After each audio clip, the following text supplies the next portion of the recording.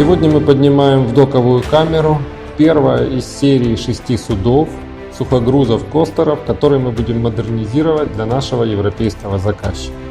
Для нас это очень важный этап, потому что это первый новый заказчик за последние 10 лет из Европы для нашего предприятия. Well, we are happy we are alongside the shipyard. Мы рады находиться на причале Херсонской судостроительной верфи и надеемся на успешное проведение модернизации 6 судов, что в дальнейшем приведет к долгосрочному партнерству с верфью.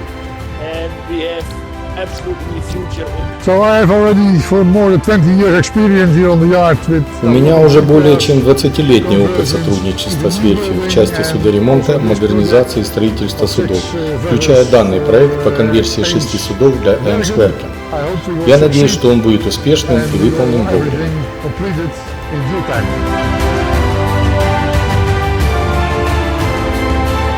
Направление модернизации сейчас приобретает все большую популярность в Европе, поскольку позволяет повысить экономическую и, что немаловажно, экологическую эффективность судна для судовладельцев.